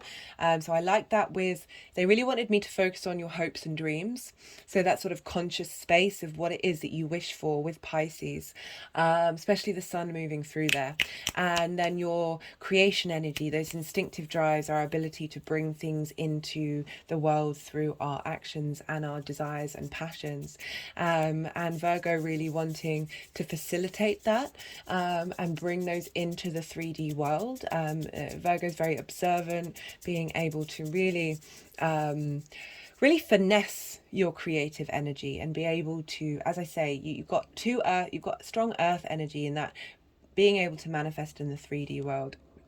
And coming forward is the Queen of Cups. I feel like you're going to be able to nurture and nourish your creative energy, and really give a big hug and love and feed and warmth and emotional connection to that area of your life, to your creation energy, and give it support, and show it that you really care about it, and yeah, it just I'm getting a really big warm hug come through. Got the Outcome card come out here. I'm going to pull another one because it's great because so I'll show you. This just says Outcome. So this is the First Light Tarot deck, and this is a mixture of the major arcana and so there's some question cards, and then there's sort of, as I said, like the Outcome cards that really sort of give a further meaning and understanding of what the cards are trying to say. And being able to nurture others from a really grounded space, because you're bringing things into balance here. Sometimes the Queen of Cups can go and not focus on herself, but I'm really getting that there's this, because of the strong the fire energy of really being able to bring that inspiration energy, that fiery, passionate, confident energy of the wands, and being able to connect emotionally with your creation. Oh, just had an interesting energetic release. Connect and be able to create from that space. We've got nature and perspective. So earth. This is Virgo. This is very much Virgo energy, with perspective, of being able to come to a new perspective of how you interact with your creative responses, bringing in that balance of, as I said, the instinct and the conscious mind, with grace and healing. But the Strength card isn't an action card. So a lot of the cards that have come through for the full moon itself are really highlighting what I said in the introduction. Take time to be still. We've got Mercury in Pisces, and Mercury rules. We've got domestic harmony. Love this. Like this.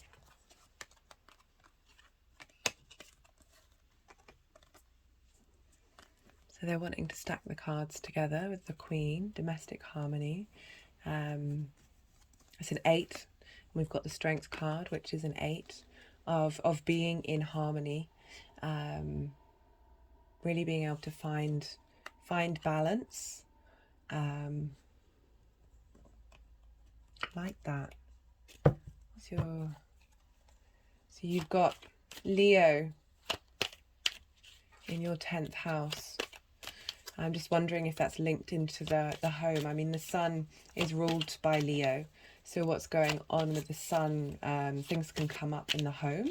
But because it's going with the full moon energy, I'm tapping in back into that space of that stillness, of being in comfort during this full moon. Taurus, you like your comfort, and really being a bit indulgent with what you need in your home to help facilitate those creative juices. As I said, you've got a lot of trines and sextiles.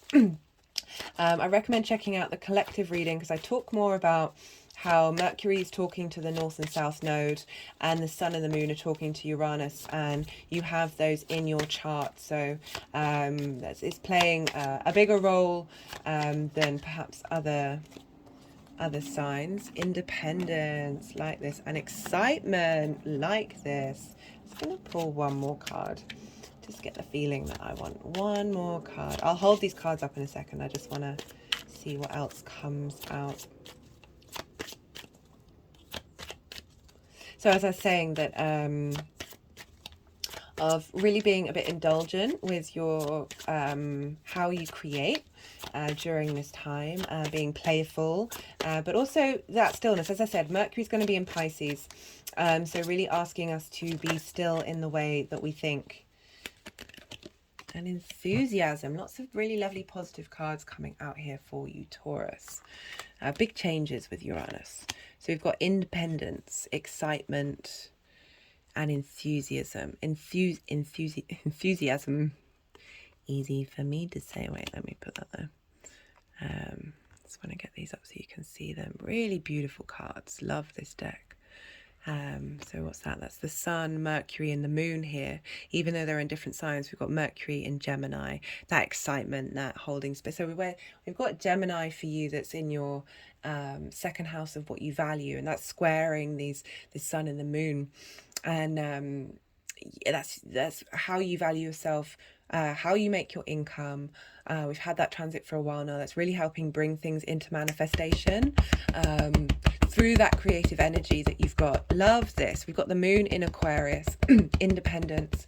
I see this as really getting on your feet and being able to have control. That strength is also about control in that balance, and being able to facilitate your own independence.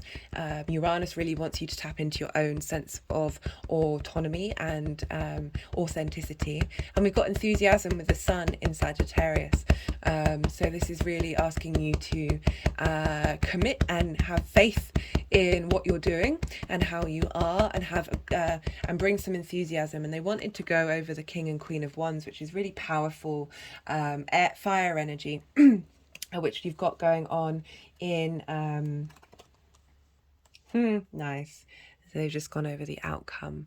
Love this reading for you, Taurus. Yeah, really tap into that hidden part of yourself during this time and see what magic comes up. Be receptive to the messages from Mercury in Pisces. Yeah, as a fellow night sign, the capacity to be able to receive is, and be still and take your time is really important during this lunation. Be well, Taurus, until we meet again. Aries rising. How are you doing, Aries? For those of you with Aries rising, this lunation is happening in your 6th house. This is the house of work, health, and routines. This can be a bit of a difficult house for Aries risings, because the 6th house traditionally doesn't have a lot in common with the 1st house. So your sense of self, who you are, how you embody, can find difficulties being able to put the work in to create routines to take care of your house. It's also work in how you survive. It's an uncomfortable house. It's not the funnest of house. It's the house of there's a lot of work involved with this one. But I really find with the inconjunct of, so they don't, Aries and Virgo don't have traditionally a lot of things in common with one another. Aries is a fire sign, a cardinal sign, and a day sign. So very action-based, very passionate, very moving forward, starting things, getting things rolling.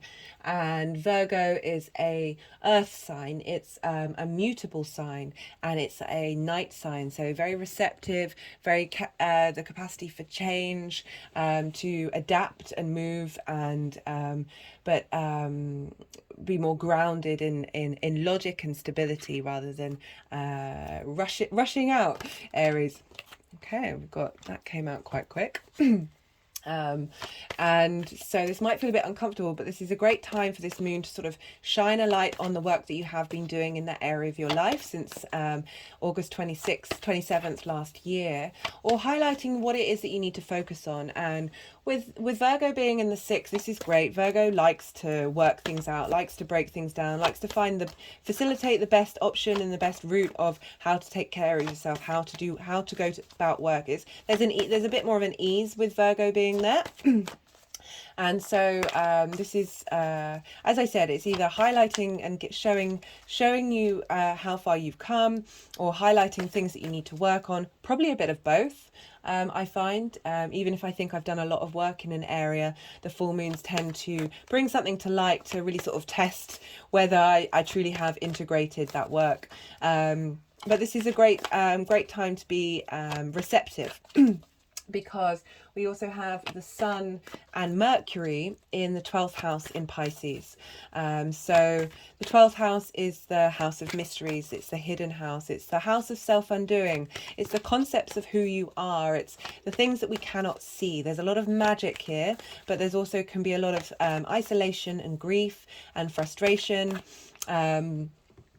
And it's about, the 12th house is about the more we integrate that which is hidden from ourselves, because it could be a part of you that you connect to, but you don't show anybody else. Or it can be a part of you that you can kind of see, but you can't quite touch, and you don't know how to integrate it. And doing the work of the 12th is so important. You're going to have Saturn move in there. I've talked about this quite a few times with you, Aries. This is really going to, Saturn loves being in the 12th. This is really going to help give form and structure and understanding and clarity to that area of your life. But you've got the Sun there, and you've got Pisces. Really, the Sun moving through there really shines a light on that which is hidden. And you've got Mercury going to be there, who's going to, this is why I say you need to be receptive, especially with this 12th house energy, is not questioning, not judging, not needing speed at this time, not needing motion and action so much as being receptive to see what wisdom Mercury wants to tell you. And Mercury may take its time being in that house, being in that sign and in that house but what it does want to show you is really important. And we look to Mercury because Mercury rules where the moon is in Virgo, so really helping bring that sense of being able to harmonize the need to know and with Virgo, and break down and understand things, and the faith and the openness of Pisces, and really helping harmonize those two parts of your life, of being receipt of wisdom of how to take care of yourself maybe a bit better, how to tackle your work, tackle your routines, or if you've already been doing it, highlighting what you've been doing, and also perhaps adding some more wisdom on top of that, because we're always in a space of growing and learning. Just had an energetic release with that. And because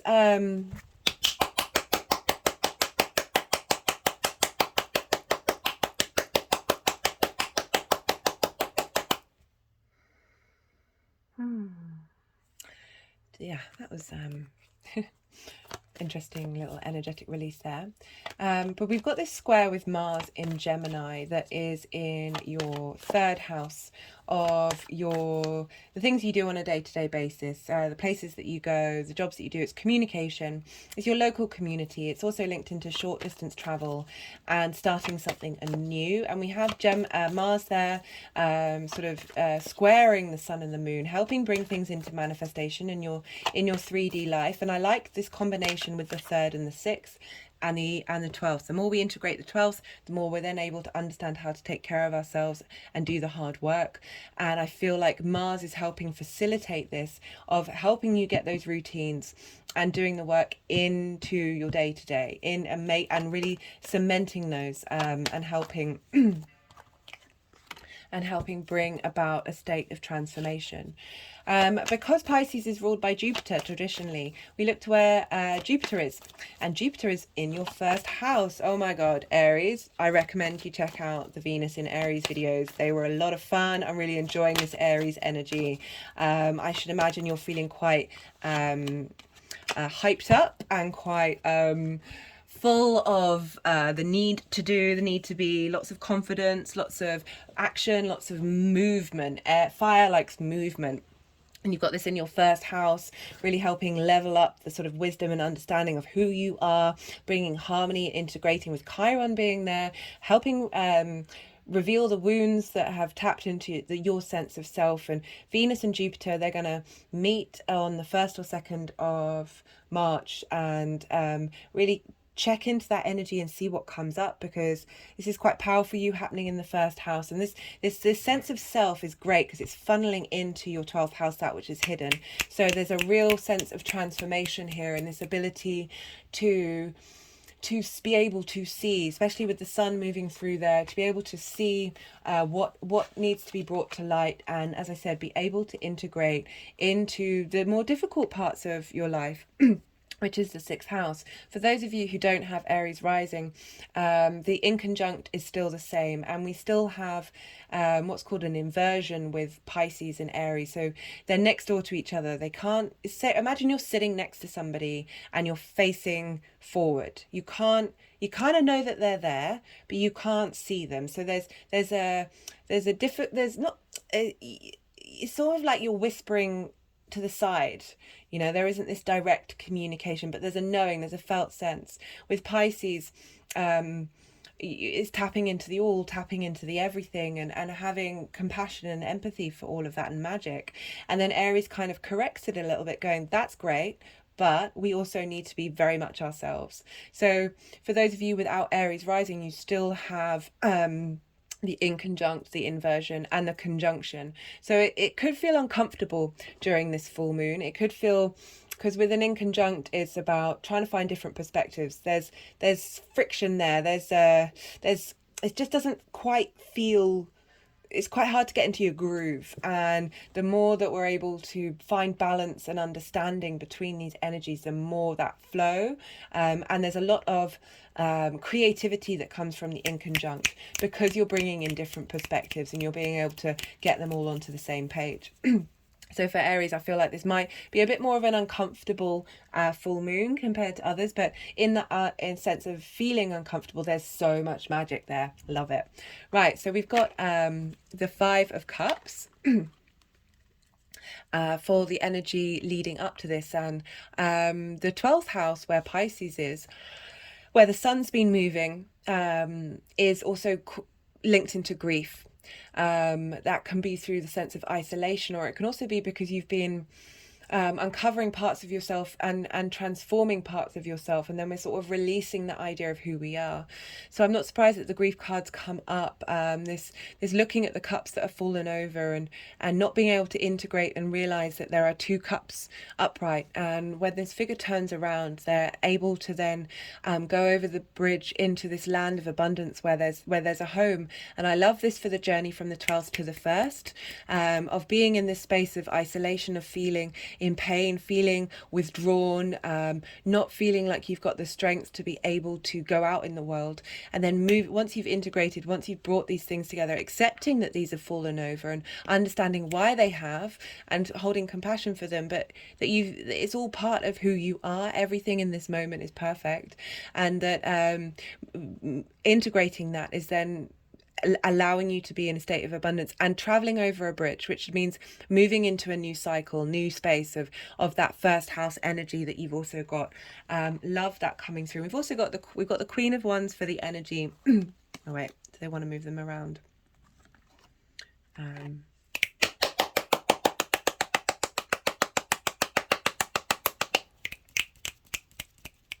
With the Queen of Wands, there's a real strength of being able to stop and start things, of being able to change your mind and go forward with momentum. There's a lot of creativity, there's a lot of passion, there's a lot of movement and motivation.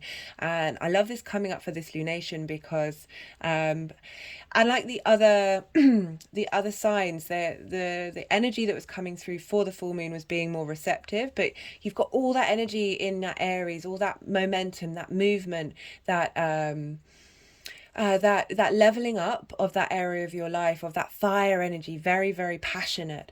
I feel like there is a sense of being, there's a sense of control, a sense of autonomy, and being able to apply what you're learning in the first to the sixth house with strength, with understanding, with knowledge, with wisdom. Queens have dominion. They've been doing it for a while. They're really in control. And I like that there's this fire energy feeding into that Virgo energy from that Aries energy that you have so strongly right now, of really being able to get things going. And we have the follow-up card, how these energies are going to manifest moving forward. And I really feel this is linked into your first house as well, because Jupiter is ruling Pisces, and that's where Mercury is. So we've got a lot of Jupiter energy for this, even though this is a full moon in Virgo, that judgment is a level up, a soul level up. You've done all the work, you've done all the things, you've got everything together, and now you're ready to move into a different frequency. You're ready to engage, go out into the world and resurrect yourself with real strength and real command of who you are and what you're doing.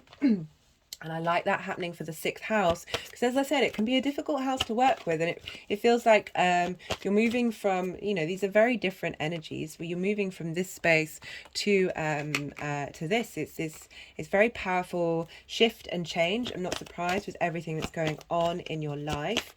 And there's also aspects to Taurus where Uranus is, and the North and South Node. So we've got the love partnership. I feel like this is coming up because of that 12th house energy of being able to love yourself. As I was talking about, everything in this moment is perfect. So even this grief, the things that are deemed negative, there is space for love for those, and to understand and have a deep sense of relationship with that once we heal that, once we move through that, and find space for that with love in that 12th house, of all those hidden parts of who you are, all the bits that you might not understand, once you just sort of accept, well, whatever it is, it's perfect, because we are the divine. It doesn't mean we don't have preferences and we can't change. Do check out the collective reading where I go into this a lot more, but it's really asking you to hold space and love and compassion for that area of your life. Having Pisces there, strong magical energy coming through, this ability to have that compassion for those hidden parts of yourself. And I love the fact we've got all this Aries energy funneling into this full moon, and it was funneling into the new moon as well. We've got bringing the beginning and the end of the zodiac together, and we've got Saturn moving into attraction, manifestation.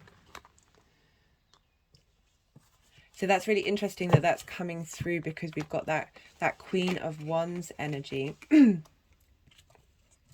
Which is all about manifestation, all about attraction. That the more that we do that, the more that you come to understand yourself, grow a bit more wise, be more truthful with what it is that you need and who you truly are, the more you're able to bring in the things that you need, the things that you want, that facilitate you and your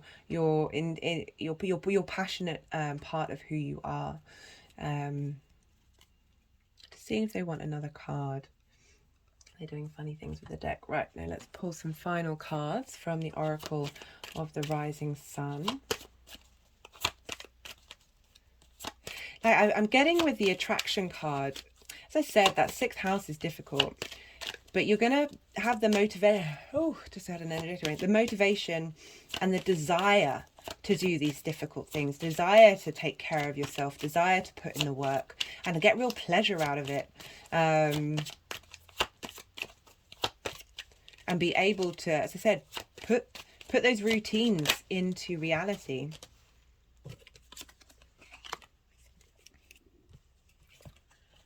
So we've got the Escape card, which is interesting.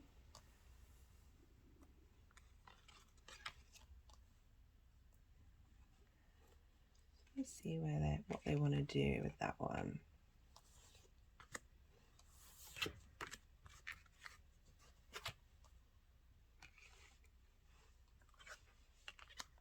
Right. So they've put, let me hold this up for you. So this is Mars in Pisces. This is about taking action to move through this space. And Mars is in Gemini squaring. squaring this energy. I like that. Escaping that grief. Sorry, I've just gone quite still with that energy. I'm not sure. Whoa, really still. There's a real certainty but calmness with the energy that I'm feeling. That knowing that it's already done.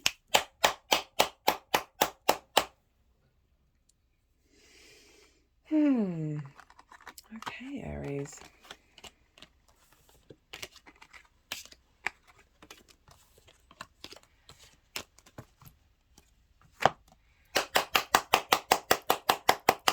I really hope that helps, Aries. I'd love to hear your comments, see what resonates, and be well until we meet again.